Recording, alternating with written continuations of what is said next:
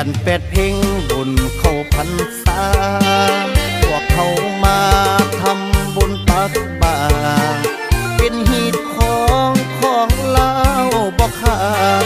ไปใส่บาตรทั้งหญิงและชายตกเพิ่งขาวลัทธิดา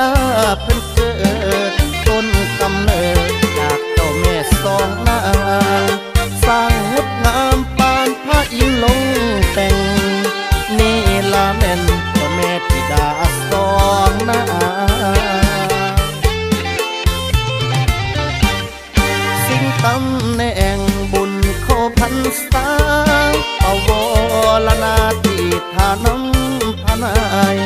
เงินเสื้อเสินเหือน้อยเหือใหญ่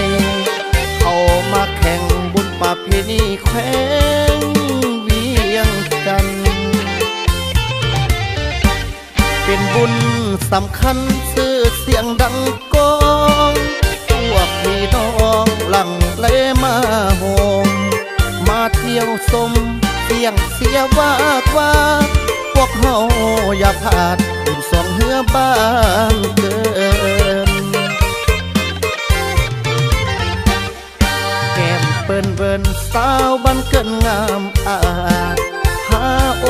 กาสมาเที่ยวมาชมน้อยหนุ่มยิ่งสาวพากันนิยมมาเสียมาสมเหือนำพนายเหือนำพนายเหือนำพนายเหือนำพนายเหือนำพนาย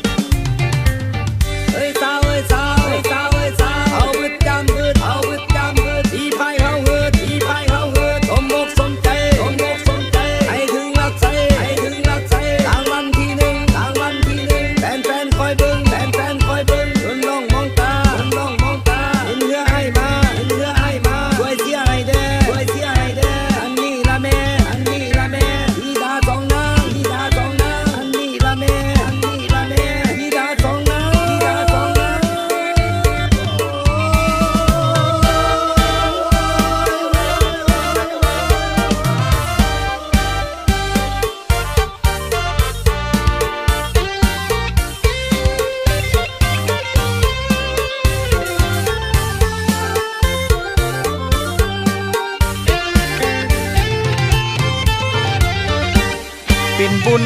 สำคัญชื่อเสียงดังก้อง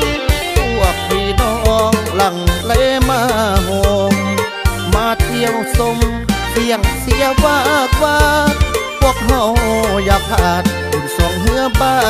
นเกินแก้มเปิ้นเบิ่นสาวบ้านเกินงามอาจหาโอกาสมาเที่ยวมาชมน้อยหนุ่มยิ่งสาวพากันนิยมมาเสียมาสมเหือนำพนายเหือนำพนายเหือนำพนายเหือนำพนายเหือนำพนาย